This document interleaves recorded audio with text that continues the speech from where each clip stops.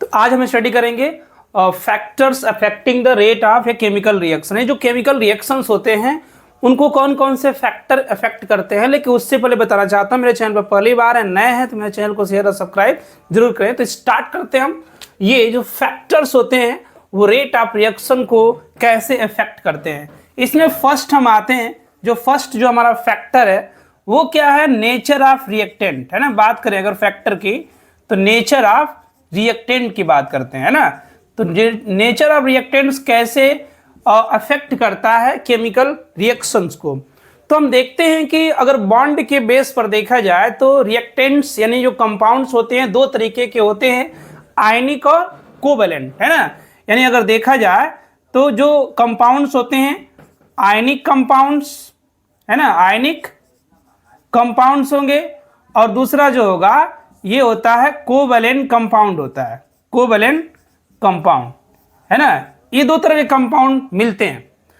दूसरी चीज ये है कि जो आयनिक कंपाउंड्स होते हैं अगर उनको हम एक्वस सॉल्यूशन के अंदर लेते हैं तो इजीली डिसोसिएट हो जाते हैं और रिएक्शन फास्ट हो जाता है।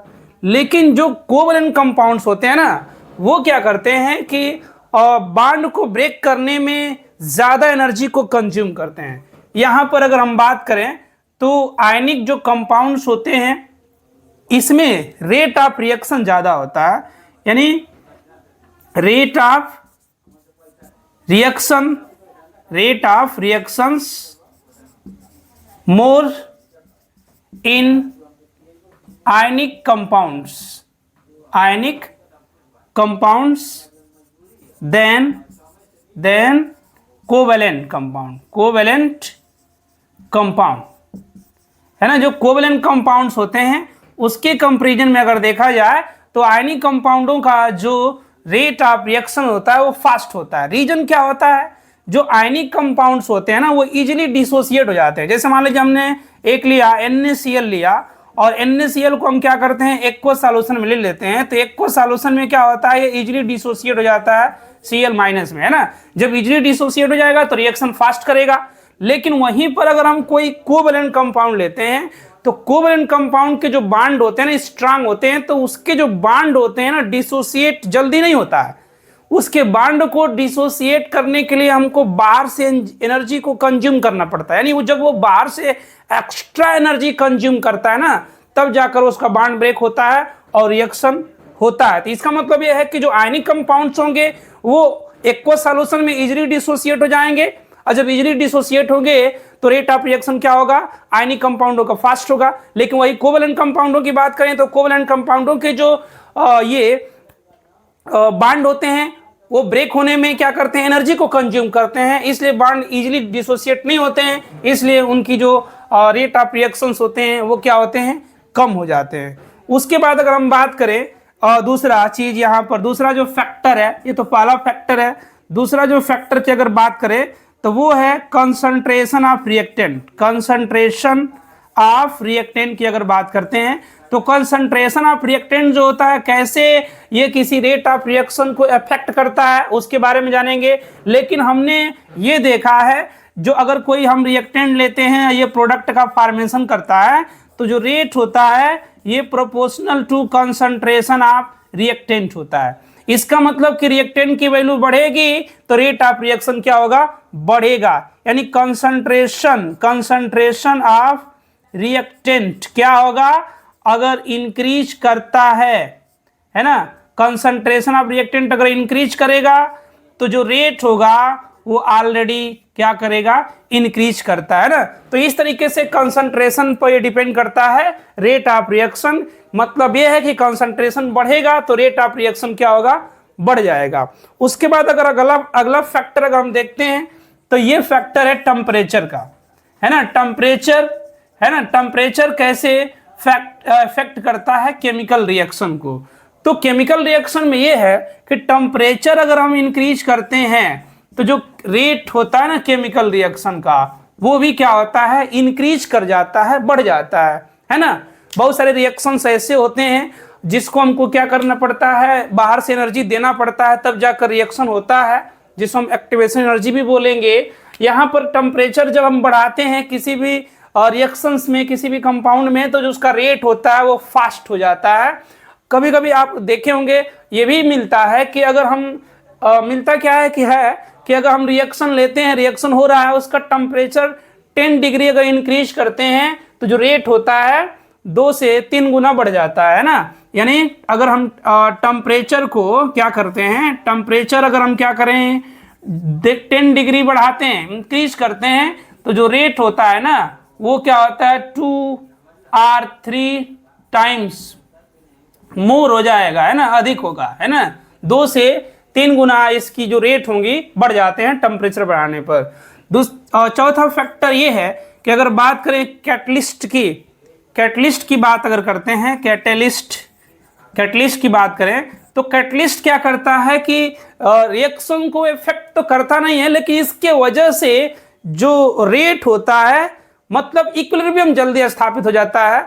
अगर हम बात करें किसी इक्विलिब्रियम रिएक्शन की बात करें, लेकिन कैटलिस्ट बढ़ाते हैं, अगर कैटलिस्ट रहता है तो कैटलिस्ट क्या करता है, रेट ऑफ रिएक्शन को इंक्रीज करा जाता है ना। कैटलिस्ट अगर रहेगा, catalyst increases the rate of a reactions, है ना। इसके द्वारा रेट ऑफ रिएक्शन क्या होता है, फास्ट हो जाता है। दूसरी चीज, अगर इक्विलिब्रियम स्टेट में अगर देखा जाए तो कैटलिस्ट के वजह से जो इक्विलिब्रियम होता है ना बहुत फास्ट, क्विकली, है ना, स्टेबल हो जाता है। उसके बाद अगर हम बात करें फोटोकेमिकल इफेक्ट, है ना, इसकी बात अगर करते हैं या लाइट की बात करते हैं कि लाइट का इस पर क्या इफेक्ट पड़ता है। दूसरी बात करें सरफेस एरिया की, हम बात करते हैं सरफेस एरिया, है ना, सरफेस एरिया कैसे इसको इफेक्ट करता है। सरफेस एरिया की बात करें तो सरफेस एरिया क्या होता है ना कि अगर हम बात करें किसी पार्टिकल की साइज जितनी छोटी होगी ना उसका सरफेस एरिया उतना ही ज्यादा होता है ना। अगर हम बात करें यहाँ पर पार्टिकल साइज अगर बात करें तो जितना छोटा रहेगा उसका सरफेस एरिया ना, सरफेस एरिया उतना ही क्या होगा, ज्यादा होगा। यानी पार्टिकल की साइज छोटी होने से सरफेस एरिया बढ़ जाता है, और सरफेस एरिया बढ़ने से जो रेट होगा ना वो क्या होगा, इंक्रीज कर जाएगा। वही आप इसका एग्जांपल अगर देखना चाहते हैं, जैसे कोल लेते हैं, सॉलिड अगर कोयला लेंगे, सॉलिड कोयला, है ना, तो जब सॉलिड कोयला लेते हैं तो उसके कंपैरिजन में जो टूटा हुआ, यानी अगर हम कह सकते हैं कि पाउडर नुमा जो कोल होता है उसका रेट ज्यादा होता है, रिएक्शन रेट। रीजन क्या है, क्योंकि जब अगर हम सॉलिड कोल लेते हैं, कोयला लेते हैं, तो उसका सरफेस एरिया कम हो जाता है ना। सॉलिड कोयला का सरफेस एरिया कम होता है, और सरफेस एरिया कम होता है तो उसका रेट कम होता है। लेकिन अगर वहीं अगर कोयले को हम क्या कर देंगे, पाउडर नुमा कर दें, तो कोयले के पाउडर नुमा कर देने से क्या होता है कि उसका पार्टिकल साइज छोटी छोटी हो जाती है और वो अधिक सरफेस एरिया अटेंड करता है, और अधिक सरफेस एरिया अटेंड करने की वजह से उसका रेट ऑफ रिएक्शन क्या होता है, बढ़ जाता है। इसके बाद अगर हम बात करें तो रेडिएशन एक इफेक्ट है, रेडिएशन का, है ना, रेडिएशन का भी इफेक्ट होता है यहाँ पर। अब रेडिएशन का क्या इफेक्ट है, बहुत सारे रिएक्शंस ऐसे होते हैं जो लाइट के प्रेजेंस में होते हैं। जो रिएक्शन लाइट के प्रेजेंस में होते हैं उसको फोटोकेमिकल रिएक्शन बोलते हैं, है ना। यानी फोटोकेमिकल एक रिएक्शन होता है, फोटोकेमिकल रिएक्शन, है ना। फोटोकेमिकल अगर रिएक्शन की बात करें, reactions completed in presence of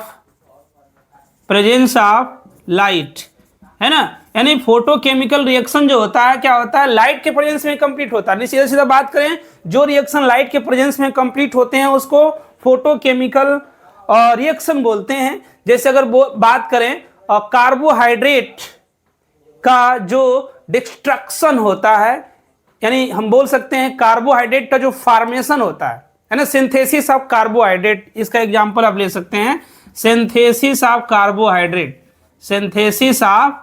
carbohydrate, है ना। कार्बोहाइड्रेट का सिंथेसिस, यानी कह सकते हैं स्टार्च का सिंथेसिस कैसे होता है, जब सनलाइट आती है तो लाइट के प्रेजेंस में क्या होता है, उसमें केमिकल रिएक्शन होते हैं प्लांट के अंदर, और केमिकल रिएक्शन होने की वजह से कार्बोहाइड्रेट का क्या होता है, सिंथेसिस हो जाता है। तो इस तरीके से ये सब इफेक्ट है, नेचर ऑफ रिएक्टेंट का इफेक्ट है, फिर कंसंट्रेशन ऑफ रिएक्टेंट का इफेक्ट है, टेम्परेचर का इफेक्ट है, और कैटलिस्ट और सरफेस एरिया का क्या क्या इफेक्ट था, इसको हमने पढ़ा